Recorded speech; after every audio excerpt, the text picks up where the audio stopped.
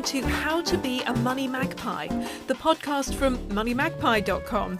I'm Jasmine Birtles, the founder of Money Magpie, and this podcast series looks at all sorts of aspects of money, from how to get freebies to investing for your future, and from holiday tips to ways to set up a business on the side. And today we're looking at a subject that a lot of Money Magpie readers are concerned about, which is the death of cash, or what seems to be the death of cash. Cash does seem to have been dying out pretty rapidly this century, with cards overtaking it as a means of payment in 2018, and then with lockdown, an almost hysterical response to touching anything. Cash took a deep dive.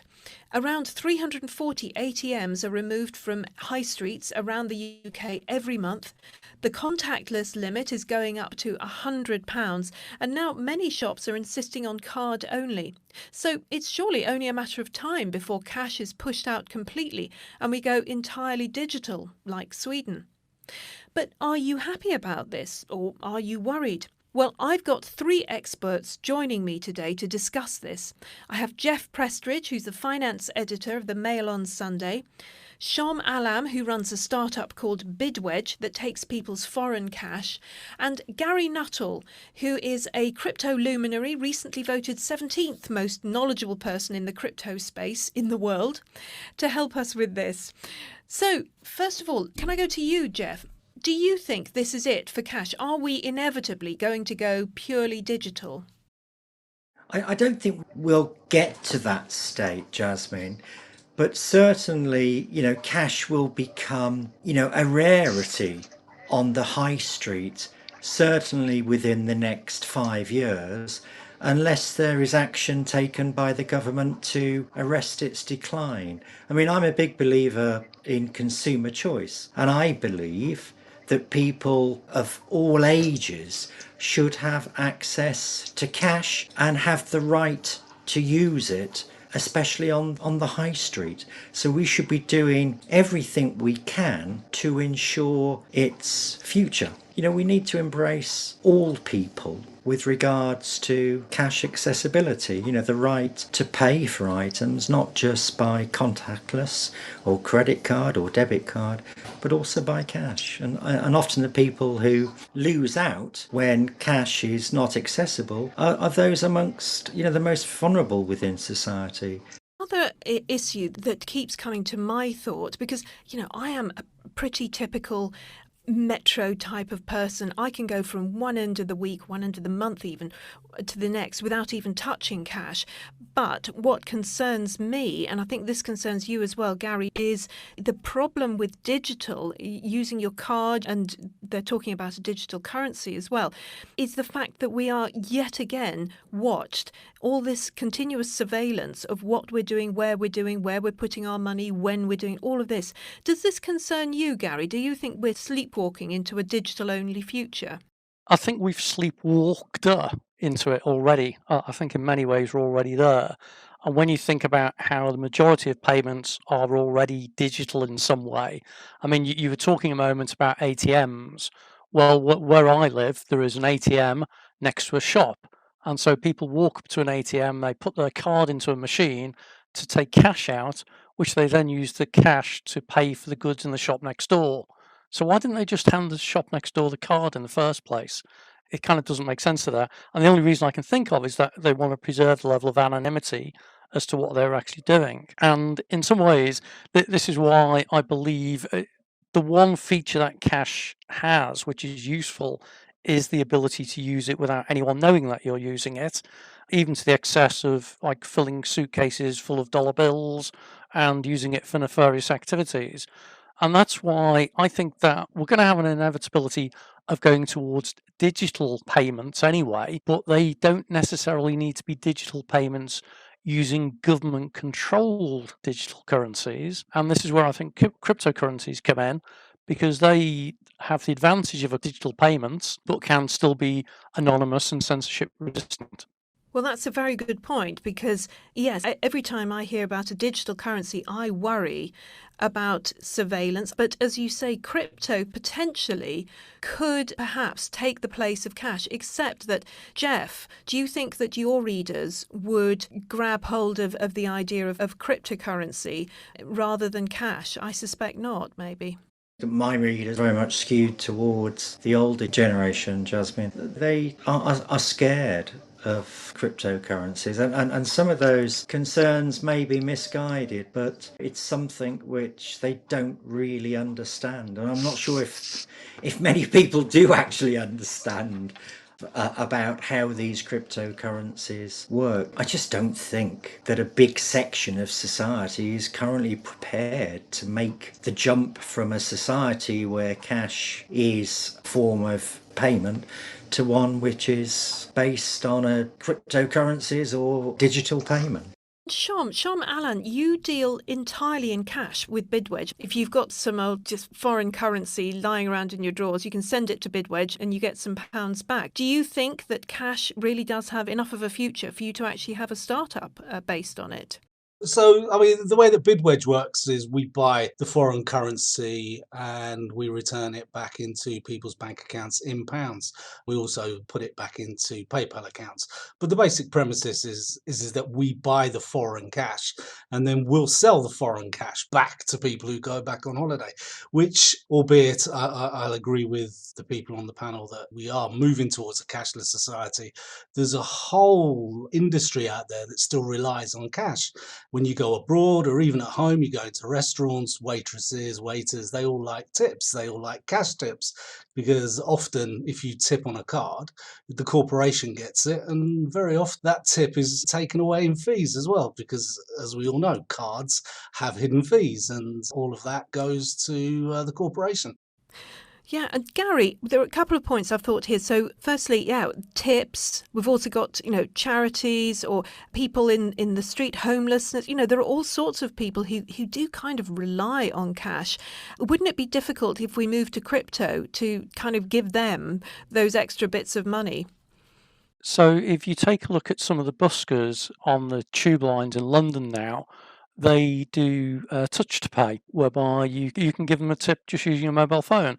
They've realised that most people aren't carrying cash now, and so that they're accepting digital payments. And there have been some crypto projects specifically around providing tips for people. So in some ways, I think this whole thing about cash is a bit of a misnomer. We need to educate children at school about money and finance, not about cash. Cash is just a transient thing which we happen to use at the moment, which I think is going to die away. And that's where it ties in with the other point being made around it being a generational thing. And that's ultimately that you only think of something as being new technology if it's something that has been invented since you were born.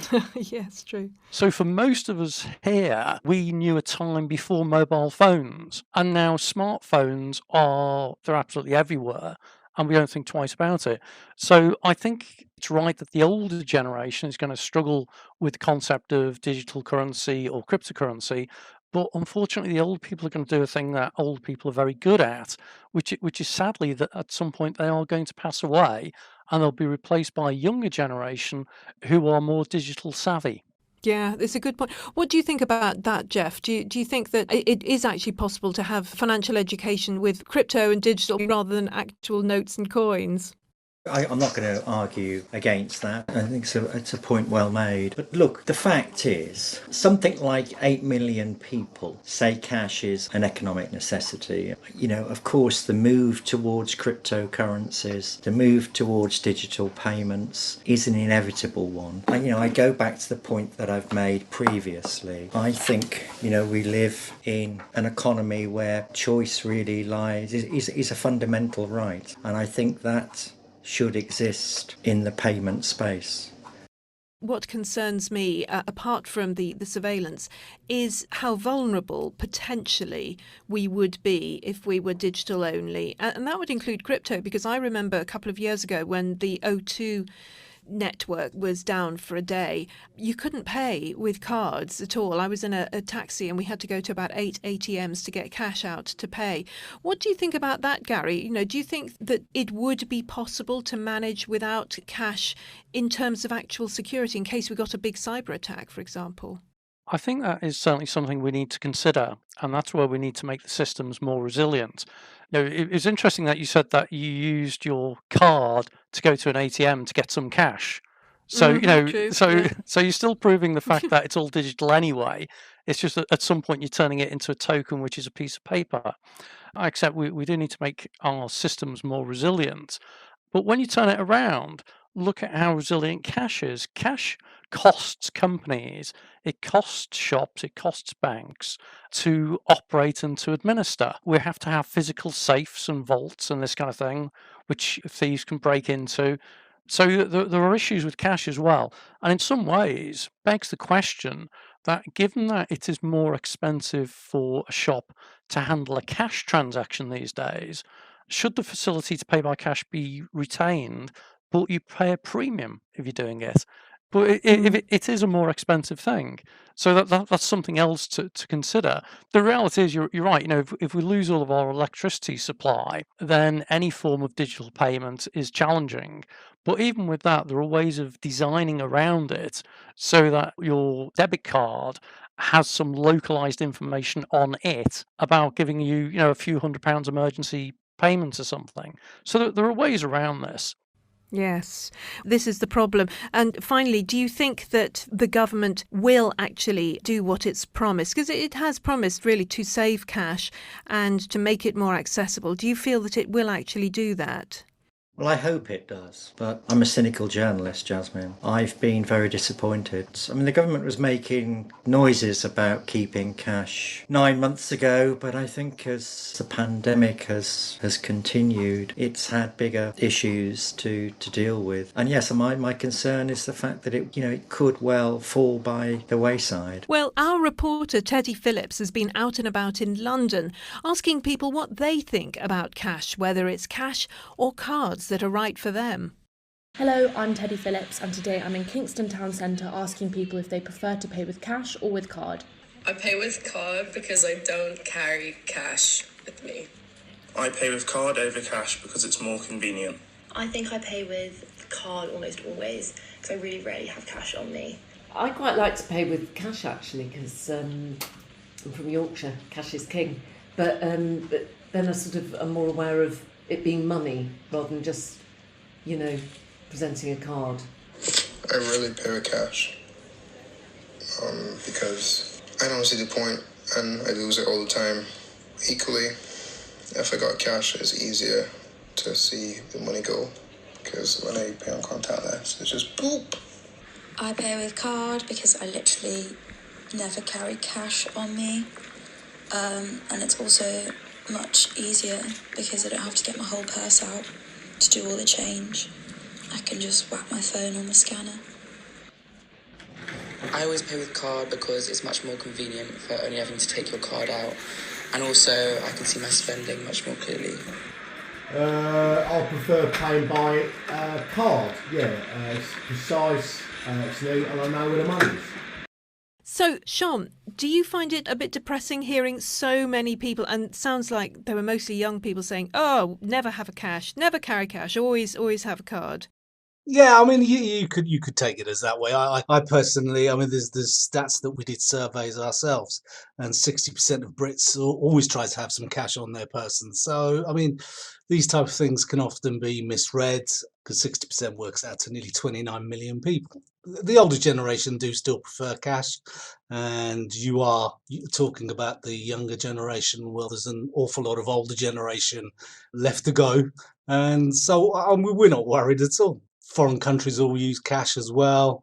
It's something that's going to be around for a long, long time. Tokenism is always going to be around. We always like to feel something that we have in our hand is worth something, and cash gives you that. I always personally find a card is just cold.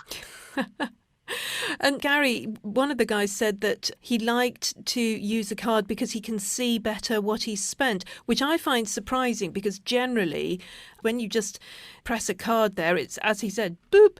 But then some people say that you can see better what you've spent. What do you find with the people you speak to?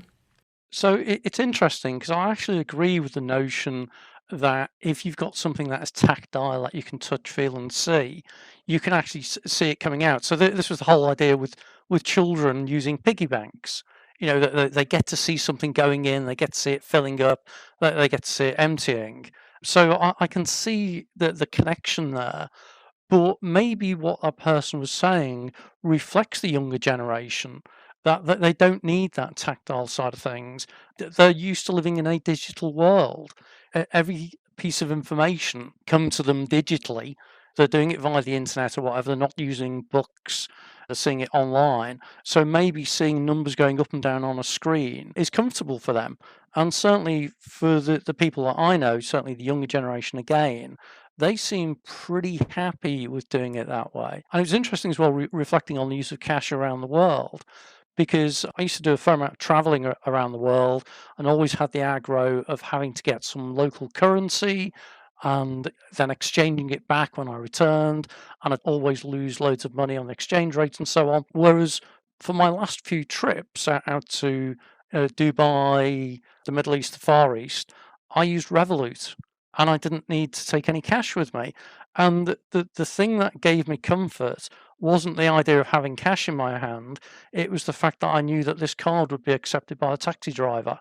And that was it. Once you've overcome that, everything then goes digital.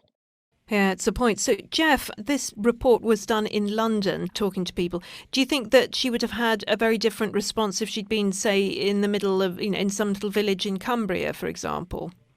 Yes, I would have thought so. But I mean, I think the report just highlights that there is this kind of generational difference, which we have to accept that the younger amongst us are far more comfortable with a digital payment system. And, they've been almost brought up on it and they're comfortable with it. So, yes, I mean, I think if you went up to Keswick in Cumbria or somewhere in the Dales, I think you'd get a different perspective on people's attitude to cash. Thank you. Thank you so much, Jeff. Jeff Prestridge, personal finance editor on the Mail on Sunday. Also, thanks to Shon Alam from Bidwedge and crypto luminary Gary Nutall. And that's your lot from us today. Don't forget to follow us on Twitter and Instagram, and our handle is, of course, MoneyMagpie. And you can follow me too on Twitter at Jasmine and on Instagram at Jasmine Birtles. If you have a story you'd like us to feature or a burning question, head over to our message boards on MoneyMagpie.com and put it there. You never know, we might turn it into a podcast. Today's episode was presented by me, Jasmine Birtles, with Gary Nutall, Jeff Prestridge and Shon Alam. The producer was Jenny Birtles.